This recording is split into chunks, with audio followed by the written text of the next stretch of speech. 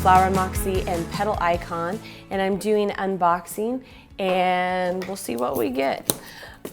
We ordered it a few weeks ago, can't remember.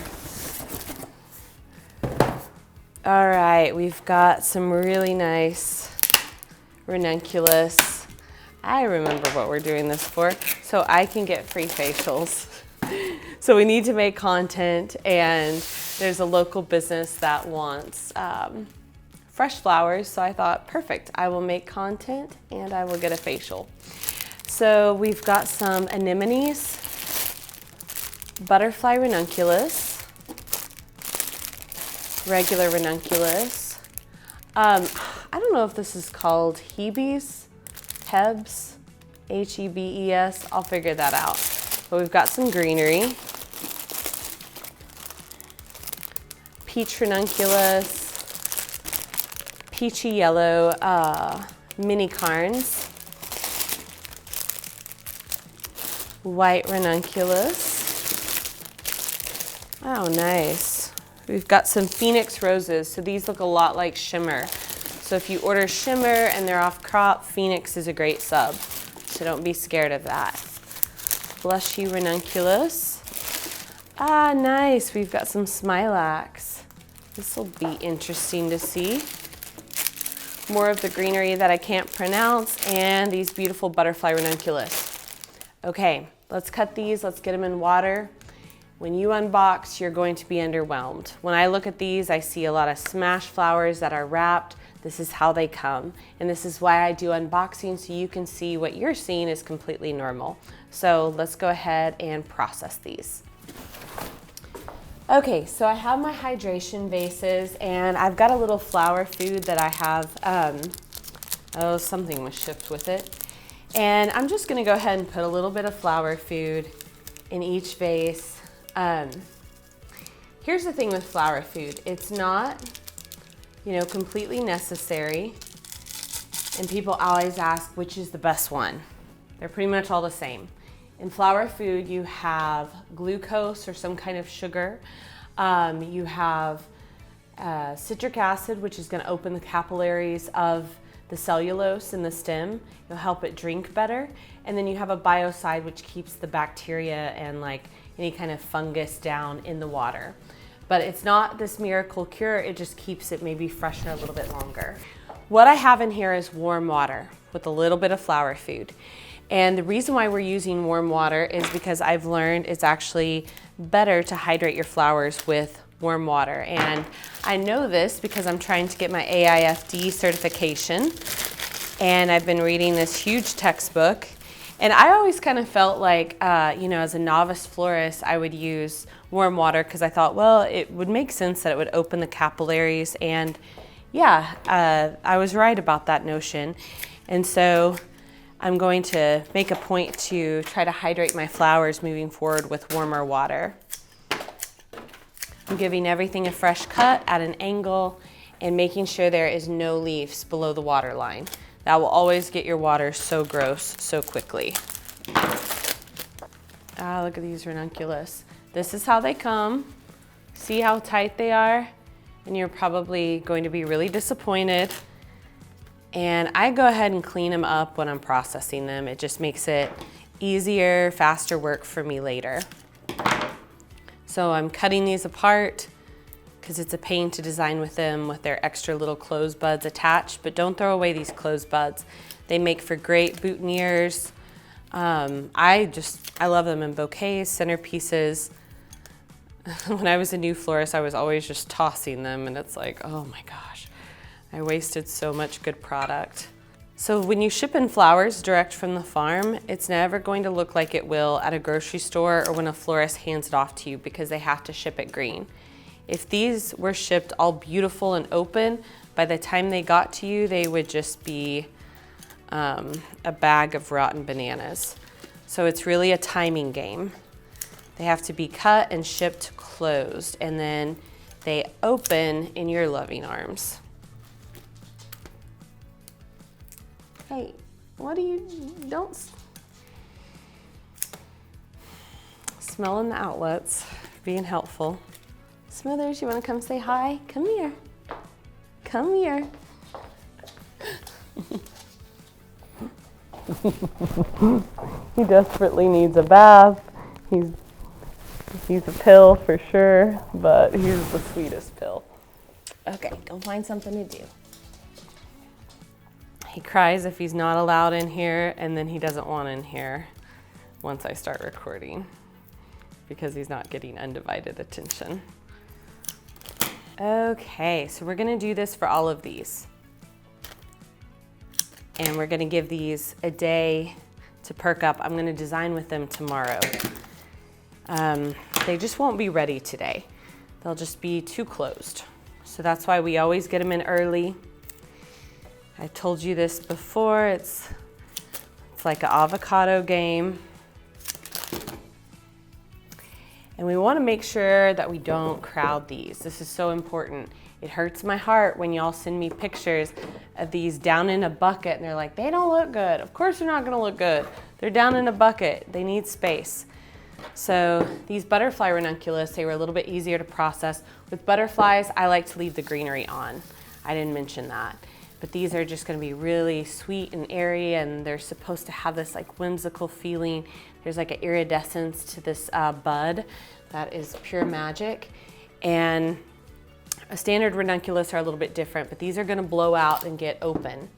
So that is a word that I knew before AIFD training, but that's actually a legitimate AIFD word. And you'll hear me say it a lot, and blow out means to open to its maximum capacity.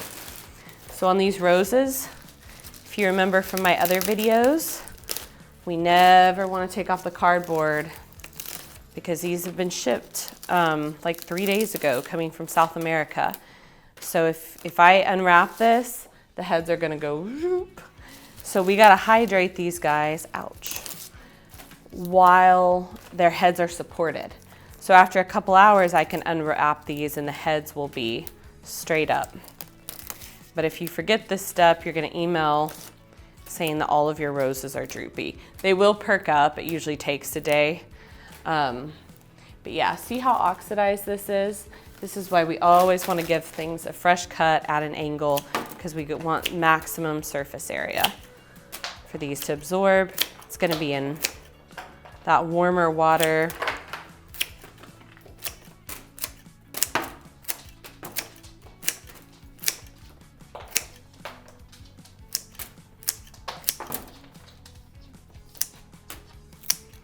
These aren't the best snips I've ever had, but they'll work. Pull that leaf out, so no leaves in the water line. And we can go ahead and throw these carnations in the same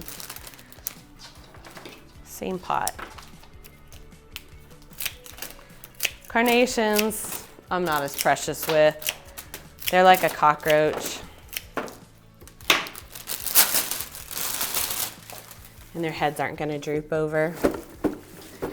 But we wanna let them relax because they're really tight. Now the great thing about a carnation is that, you know, I give it a couple days, but if they're closed, you can easily smush them open with your thumb. That's kind of the only flower you can manhandle in that way. This is the Smilax vine. Hear that little clicking? It is Smithers right at my feet, being helpful. So this looks a little bit chewy on the end, and that's okay. I think it'll perk up. Smilax, as delicate as it looks, is also like a cockroach. This stuff, I mean, oh, it's so hardy. And it's always very, very wild and tangly. But this will perk up really well. It's kind of, it sheds, it's a little, like, obviously flat and smush, but it'll perk up. Here's this Hebes. I'm gonna figure that out today and I will report back. But it's this really nice greenery. It's similar to, I don't know, I feel like it's kind of similar to Cocculus, but a little bit more petite. I think it's pretty nice. Has like a little bit of a purpley burgundy undertone, which I don't mind. So everything's real floppy. It'll get better. Let's see. I'm gonna show you processing these anemones. Oh my gosh, look at these. I freaking love anemones direct from the farm because, oh my gosh, these flowers, they're beautiful, hands down, but they suck. Every florist will tell you. We love them because they're beautiful, but they're very they can just be fussy. But when you get them direct from Ecuador, man, they go a long ways. Look at these. But look at kind of like the damage. Well, you can't really see it in a photo or on video, but in person you can see like light bruising, and that's just pretty normal with anemones. So you have to have a little bit of tolerance and flexibility if you're gonna order these, because you will see imperfections. Now, a lot of those imperfections blow out on film or in photo, but you're gonna have loss. Like this one to me is a loss. Like you can see it's bruised, but maybe when it opens and that center is showing, kind of like this one, you're not gonna see this bruised back end. So that's just, you gotta be able to stomach some loss when it comes to anemones, dahlias, astilbe. Those are the ones that are always like giving me fits. I won't sell dahlias or astilbe. I just don't want to set people up for failure and frustration. But anemones, like, they're so unusual that if someone wants them, then it's like really hard to sub it out with anything else. Like even though a daisy has a dark center, like nobody wants a Gerber daisy in sub of a anemone.